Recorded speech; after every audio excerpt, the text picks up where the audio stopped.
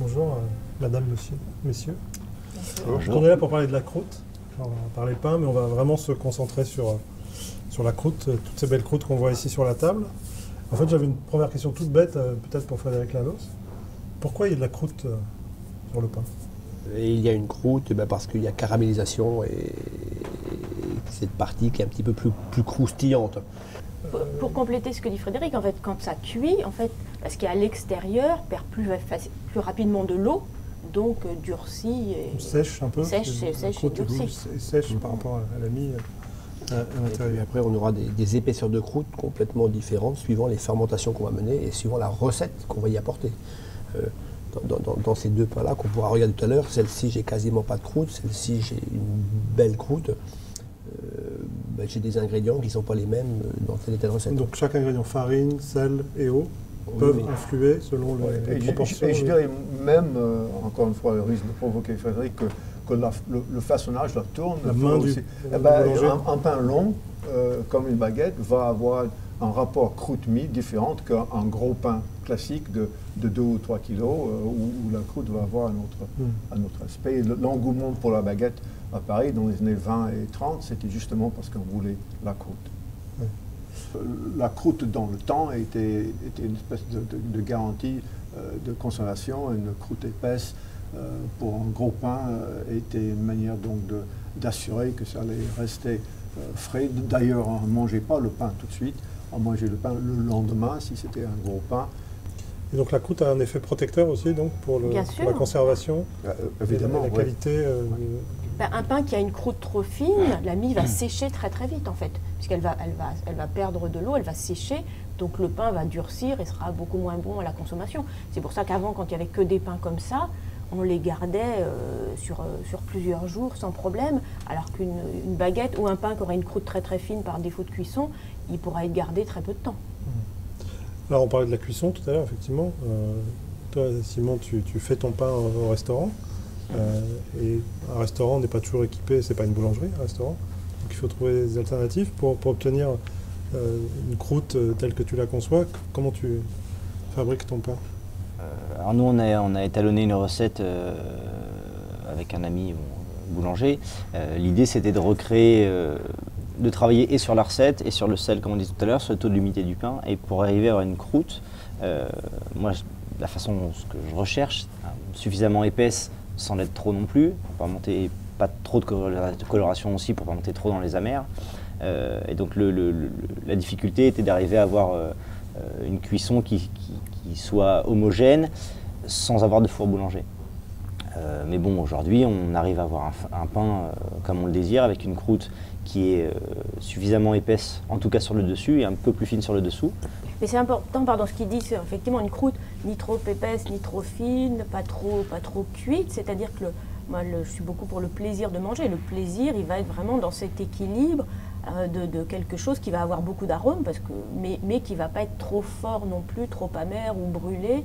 Donc c'est le talent du boulanger de trouver le bon équilibre. Mais je crois que ça va même plus loin ici, parce que les dogmes, j'aime pas, je ne suis pas doctrinaire, mais je crois réellement que le pain ne peut pas atteindre son apogée sensoriel s'il n'y a pas échange d'arômes entre croûte et mie.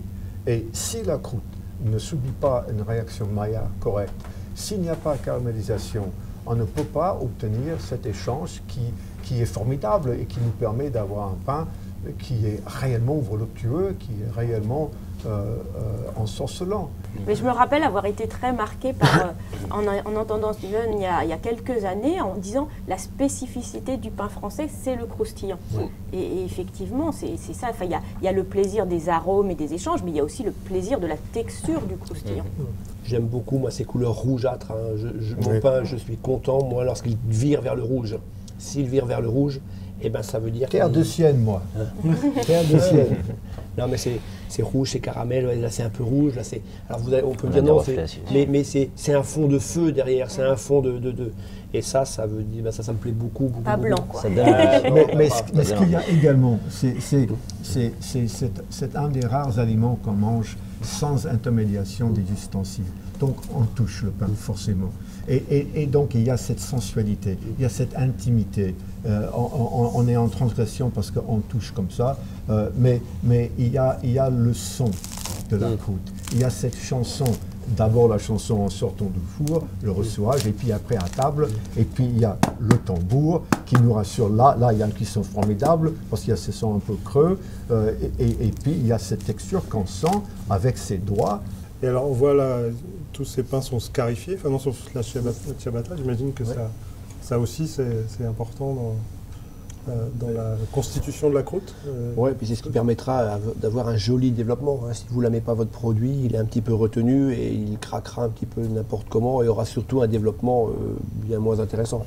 Donc le fait de le lamer, on oriente un petit peu la poussée gazeuse, quoi. On pourrait ne pas scarifier on pourrait, mais... Certains le font, je crois. Oui, alors si vous ne scarifiez pas, ça veut dire que la clé, vous retournez votre baguette ou votre pain et c'est le façonnage, la clé du façonnage qui s'ouvre naturellement. Mais inévitablement, un pain, il va doubler de volume au four. En moyenne, il faut impérativement qu'on l'aide à cette poussée gazeuse, qu'elle soit un petit peu orientée pour... Ça va être anarchique. La grignée naturelle remonte. Juste sur un aspect plus particulier, surgélation, congélation. Est-ce qu'on peut congeler son pain? Est-ce qu'il vaut mieux le surgeler? Comment est-ce qu'on le remet en température? C'est quoi les bonnes pratiques? Quand moi je vais chez Lalos, qui est un des meilleurs boulangers de France, j'achète mon pain. Je peux acheter 2 ou 3 pains et je peux congeler 2 pains. Et 2 jours, 3 jours, 8 jours plus tard, je peux les sortir.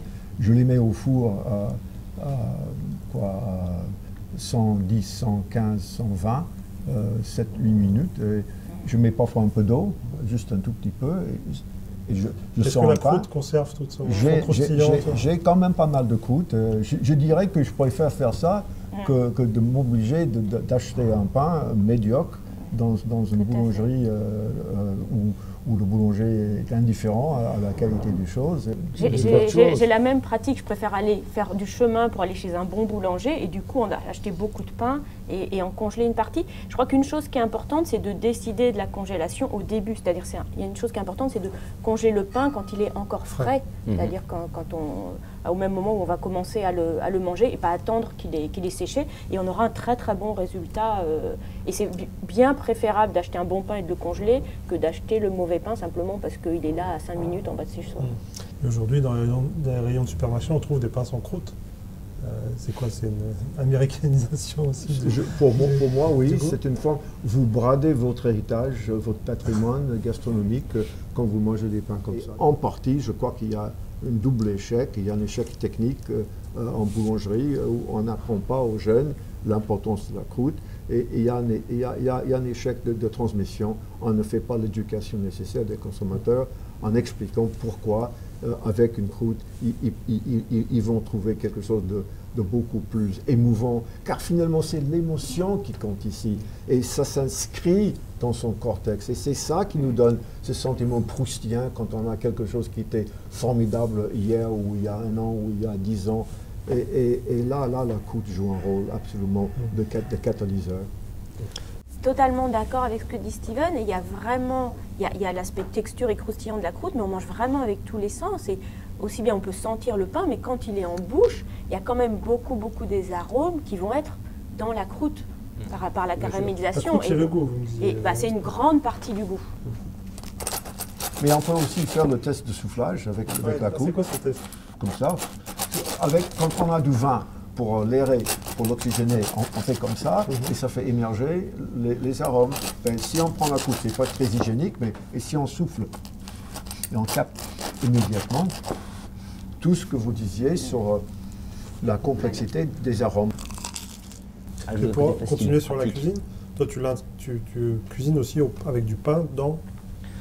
C'est quelque chose qu'on aime bien faire. Ouais. On aime bien, et encore une fois, la croûte reprend vraiment un sens, parce que suivant les plats et les choses qu'on a envie de créer, on va jouer sur les amertumes, sur une certaine acidité. C'est vrai qu'on a tendance, nous, on peut même faire brûler du pain, ou brûler vraiment de la croûte, mais brûler, pour l'infuser dans des bouillons, pour essayer de rechercher un côté, pour essayer de développer des saveurs déjà qui sont dans la recette du pain, déjà, dans la concentration, dans la fermentation du pain, et ensuite pour développer un certain côté j'ai dire, torréfié qu'on peut avoir à travers une croûte et qu'on n'aurait pas avec autre chose. Donc tu fais une glace au pain, par On exemple? fait une glace au pain, on fait des bouillons infusés au pain, on fait différentes choses comme ça. On travaille avec... accompagner. On peut tout à fait faire des chapelures, on peut tout à fait... la croûte me semble pour moi vraiment plus intéressante parce qu'elle est vectrice de beaucoup de saveurs.